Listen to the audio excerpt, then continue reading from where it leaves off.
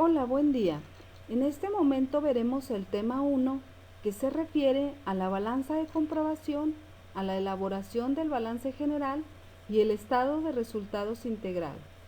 Veamos.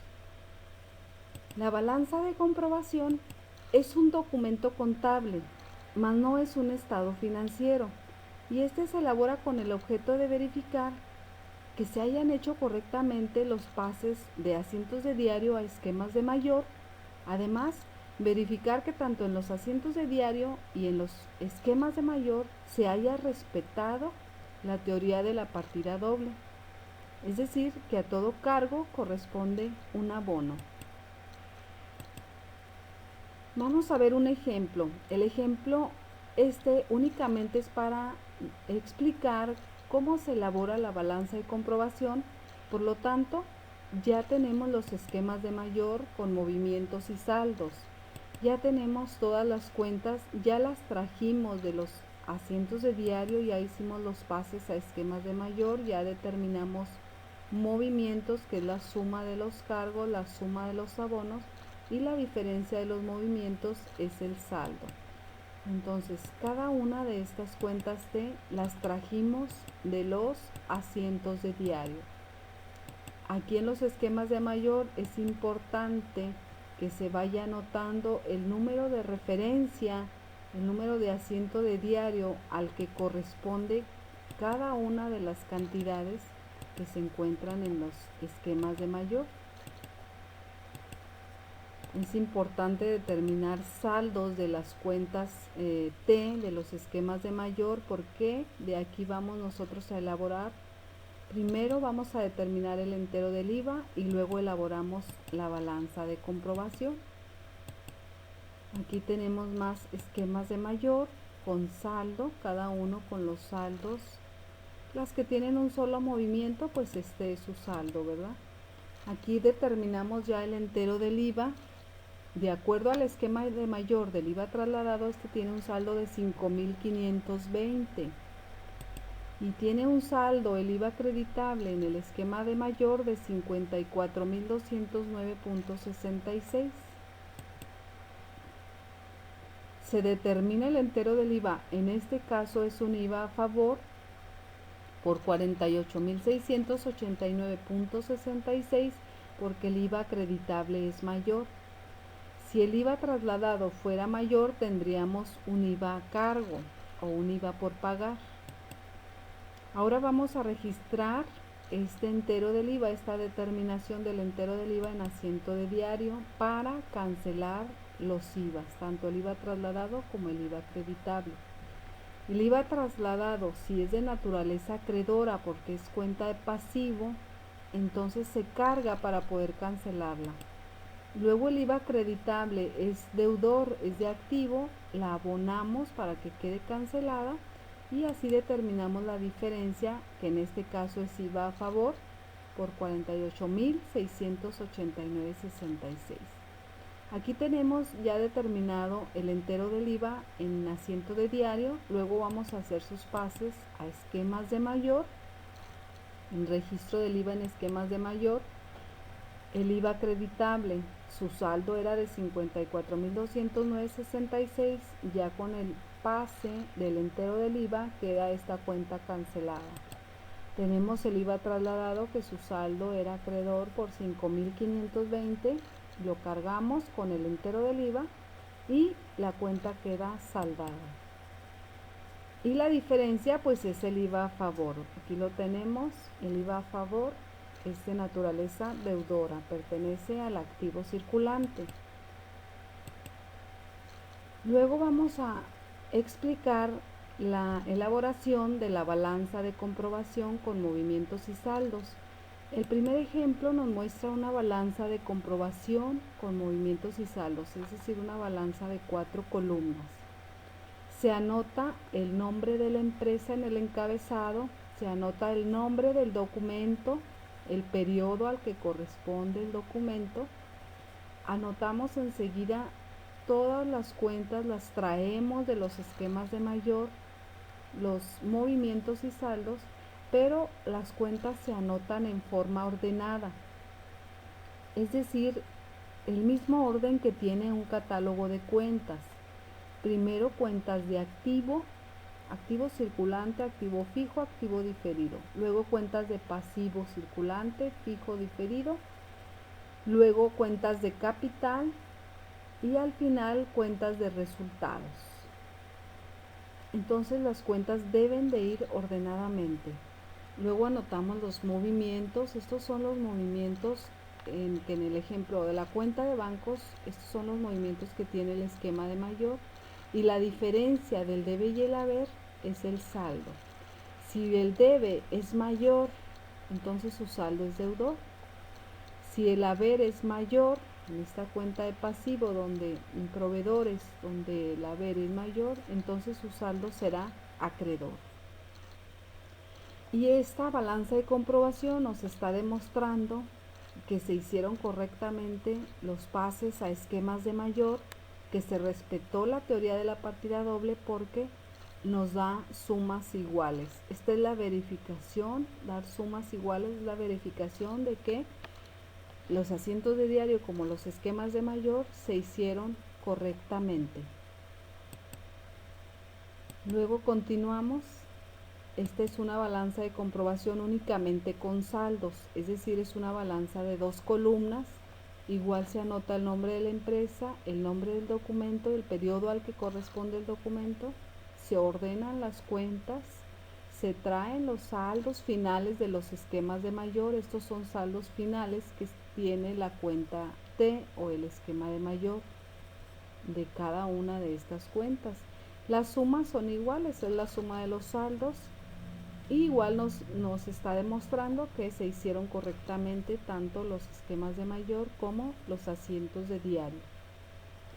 Bueno, pues esto fue balanza de comprobación con movimientos y con saldos. Enseguida vamos a ver cómo se elabora un estado de resultados. Esto lo vamos a ver por etapas. Al elaborar el estado de resultados, primero se anota el encabezado. En el encabezado va el nombre de la empresa, va el nombre que es un estado de resultados, el nombre del estado financiero, y va el periodo al que corresponde el estado financiero. Luego organizamos la información por etapas. En la primera sección vamos a determinar la utilidad bruta. ¿Cómo la determinamos? Bueno, al importe de ventas netas le vamos a restar el costo de ventas. Si las ventas netas son mayores, tenemos su utilidad bruta. Y si el costo de ventas supera al importe de las ventas, entonces el resultado sería una pérdida bruta. Veamos. Ventas netas, 109.000 menos costo de ventas, 63.500.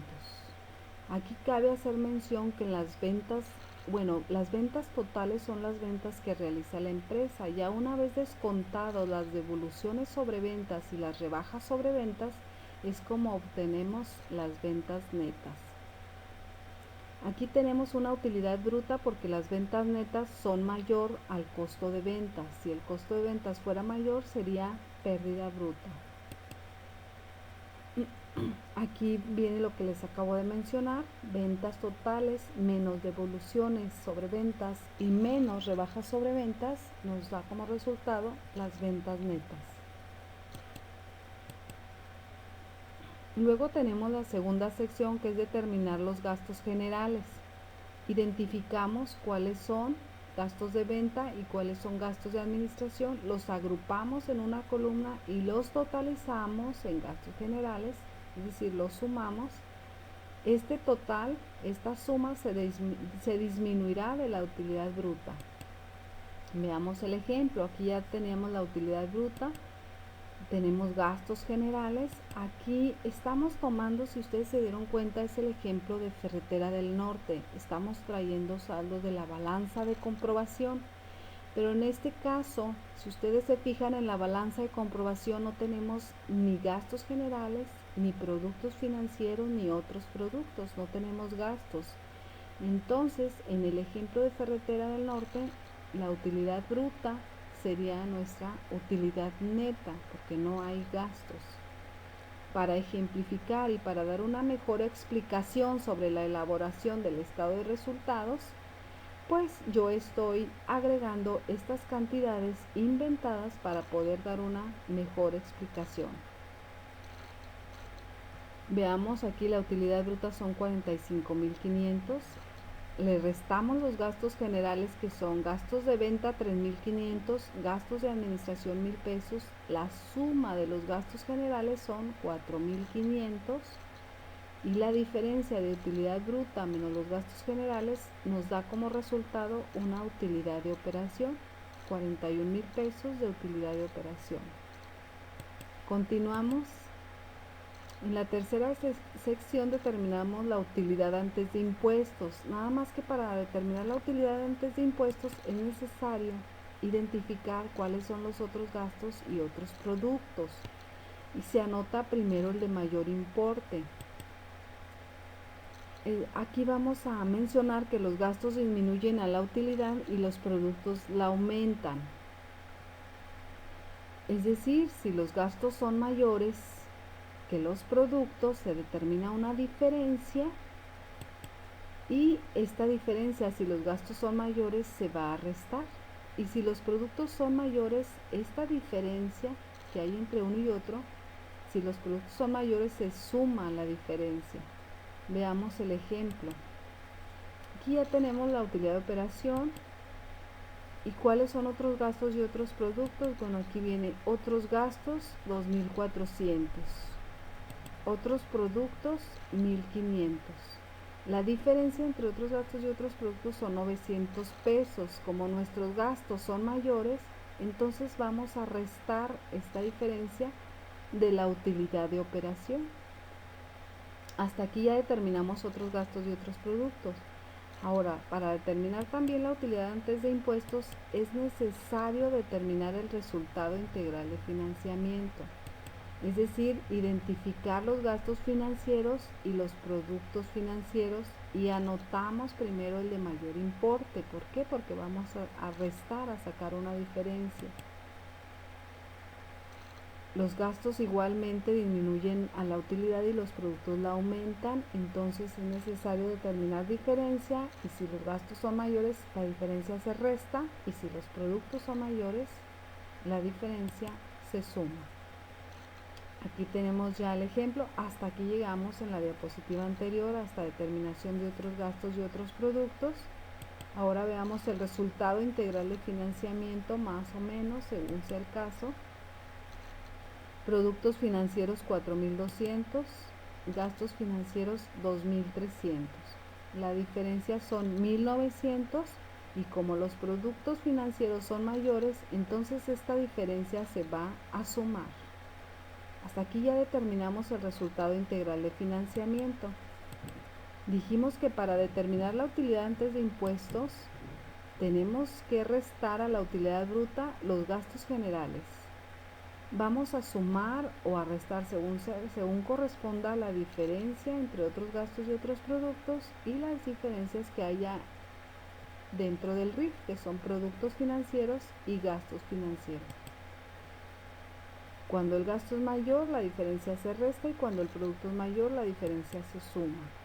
Veamos, hasta aquí ya habíamos determinado el resultado integral de financiamiento. Ahora, la utilidad antes de impuestos, dijimos que a la utilidad de operación, a la utilidad bruta le restamos los gastos generales, es igual a una utilidad de operación. La utilidad de operación, en este caso le restamos otros gastos porque fueron mayores, y le sumamos el RIF porque los productos financieros fueron mayores. A esto es a lo que se llama resultado integral de financiamiento, a los 1.900. Es un resultado integral de financiamiento porque fue resultado de productos y gastos financieros. Al restarle a la utilidad de operación los gastos y sumarle los productos, el resultado integral de financiamiento nos da como resultado una utilidad antes de impuestos. Hasta aquí determinamos ya la utilidad antes de impuestos. Ahora veamos en la cuarta sección la determinación de la utilidad del ejercicio o utilidad neta. Para finalizar el estado de resultados, a la utilidad antes de impuestos se le resta el impuesto sobre la renta, que es un impuesto a la utilidad. También se le resta la PTU, la participación de los trabajadores en las utilidades. Aquí vamos únicamente a ver el impuesto sobre la renta. Y el impuesto sobre la renta mencionamos que es un impuesto con que de la empresa y que está en función de las utilidades de la empresa. La empresa de esta manera contribuye al gasto público y está obligada a pagar este impuesto a la autoridad fiscal.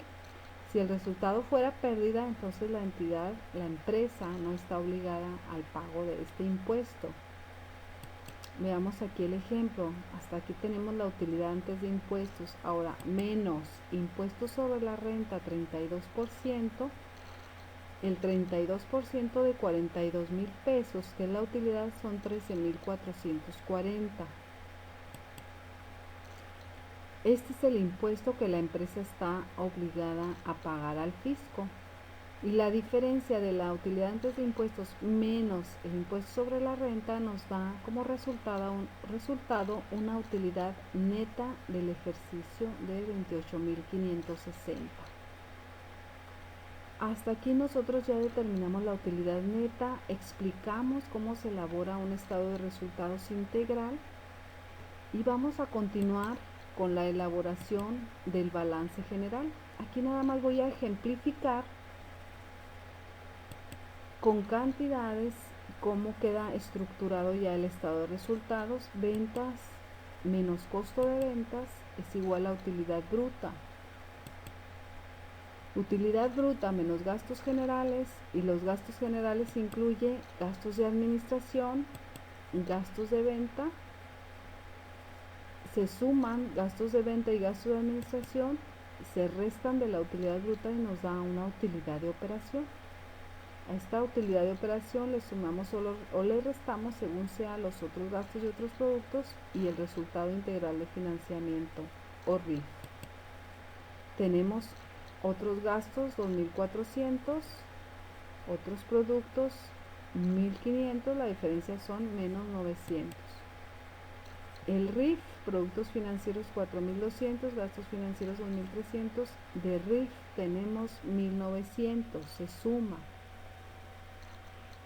Utilidad de operación 41,000 menos 900 más 1,900 nos da como resultado una utilidad antes de impuestos de 42,000 menos el impuesto sobre la renta 13,440 nos da una utilidad neta del ejercicio. Luego veamos cómo se elabora el balance general. Al elaborar el balance general iniciamos anotando el encabezado. En el encabezado va el nombre de la empresa, va el nombre del estado financiero, mencionar que es un balance general y mencionar el periodo al que corresponde. Organizamos la información por activo, primeramente el bloque del activo y enseguida activo circulante. Identificamos las cuentas que corresponden al activo circulante, es decir, los bienes y derechos que son propiedad de la empresa. Las clasificamos en el activo circulante considerando su criterio de disponibilidad. Veamos cómo se ordenan y cómo se clasifican. Aquí tenemos el nombre de la empresa, mención de que es un balance general y el periodo al que corresponde. Dentro del activo circulante está bancos, inversiones temporales, clientes, documentos por cobrar, almacén, deudores diversos, IVA por acreditar, IVA a favor, seguros pagados por anticipado. Y sumamos todo este bloque del activo circulante, determinamos aquí un total del activo circulante. Continuamos elaborando el balance general y clasificamos las cuentas del activo no circulante, que es el activo fijo. Consideramos el criterio de tiempo de vida útil de cada activo. De esta manera se ordenan y totalizamos los importes del grupo. El activo intangible, que es el activo diferido, deben anotarse las cuentas que corresponden al intangible, ordenados los importes en función al de mayor cuantía, al de mayor cantidad. Los activos intangibles, ahorita veamos cuáles son. El ejercicio no incluye activos intangibles, no lo vamos a indicar, pero sí los vamos a mencionar para recordar cuáles son cuentas de activo intangible, es decir, activo diferido. Aquí tenemos el activo fijo, lo forman los terrenos, los edificios, el equipo de oficina, el equipo de cómputo, el equipo de transporte. Son activos tangibles que se pueden tocar. El activo intangible, decimos que este ejercicio no incluye, pero pueden ser gastos de organización, gastos de instalación, marcas, patentes, derechos de autor, franquicias. Aquí quiero mencionarles también que dentro del activo fijo pues están las cuentas complementarias, que son las depreciaciones del activo fijo, como depreciación acumulada de edificios, de equipo de oficina, de equipo de cómputo, depreciación acumulada de equipo de transporte. Y aquí en los intangibles, que es el activo diferido, están las cuentas complementarias de amortizaciones, como son amortización de gastos de organización, amortización de gastos de instalación, amortización de marcas, amortización de patentes, amortización de derechos de autor, amortización de franquicias. Tanto las depreciaciones que van en el activo fijo como las amortizaciones del activo diferido se restan, van restadas, cada una de su cuenta correspondiente. Son cuentas complementarias, pero vienen a disminuir el activo. Continuamos con la elaboración del balance general. Después totalizamos el activo sumando el activo circulante, fijo e intangible. El primer bloque que es el activo queda ubicado en la parte izquierda del estado financiero y representa los bienes que son propiedad de la empresa. Veamos, aquí está el activo circulante y aquí está el activo fijo, y enseguida anotaríamos el activo intangible. Sumamos total del activo, aquí está total del activo fijo, aquí intangible, y aquí sería total del activo 885.740. Entonces este es el primer bloque, que es el activo, y queda en la parte izquierda del documento. Luego continuamos para organizar el pasivo. El primer bloque en el pasivo es el pasivo a corto plazo. Identificamos cuáles son las cuentas que corresponden al pasivo a corto plazo, cuáles son, es decir, las deudas, obligaciones contraídas por la empresa a plazos menores de un año. Las ordenamos considerando el criterio de exigibilidad y totalizamos los importes. Veamos, el pasivo a corto plazo lo incluyen los proveedores, los acreedores diversos, los anticipos de clientes, son deudas u obligaciones contraídas a plazos menores de un año, por eso son pasivo a corto plazo. Los documentos por pagar, el IVA por trasladar, los préstamos bancarios. Aquí tenemos pasivo a corto plazo. El pasivo a largo plazo lo formarían las hipotecas por pagar, los préstamos bancarios que están a plazos mayores de un año. Entonces aquí tenemos los préstamos bancarios que forman el pasivo a corto plazo, cuando es un préstamo bancario con un plazo a pagar a menor a un año. Si es un préstamo bancario de mayor a un año, entonces estaría en el rubro de pasivo a largo plazo. Aquí totalizamos el pasivo a corto plazo. Enseguida, después de organizar el pasivo, tanto el pasivo de corto plazo como el de largo plazo, organizamos la información por el capital. El primer bloque es el capital contribuido. El capital contribuido lo forman las aportaciones de los socios. También lo forman las aportaciones para futuros aumentos de capital. Vemos aquí el capital social son 395.600. Seguimos elaborando el balance general y determinamos el capital ganado. En el capital ganado identificamos las cuentas que corresponden al capital ganado, como son las utilidades de ejercicios anteriores, como es la utilidad del ejercicio, es el capital ganado, también lo forman la reserva legal, lo que acuerdan los socios retirar de las utilidades en determinado momento, el porcentaje que retiran de las utilidades es lo que llamamos reserva legal. Entonces el capital ganado es el resultado de todas las operaciones del negocio, es el capital ganado. El capital aportado son todas las aportaciones hechas por los socios. La utilidad del ejercicio es la que se obtuvo en el estado de resultados. Utilidad de ejercicios anteriores también viene aquí a formar el capital ganado, son utilidades que se van acumulando de años atrás. Totalizamos este grupo de capital ganado y capital contribuido que forman el capital contable. Veamos, se suma el pasivo y el capital y verificamos que la cifra debe ser igual al total del activo. Veamos el ejemplo. Capital contribuido 395.600 de capital social. El capital ganado, resultado de ejercicios anteriores que no tenemos en este caso. El resultado del ejercicio actual que son 45.500. Retomando el ejemplo de Ferretera del Norte.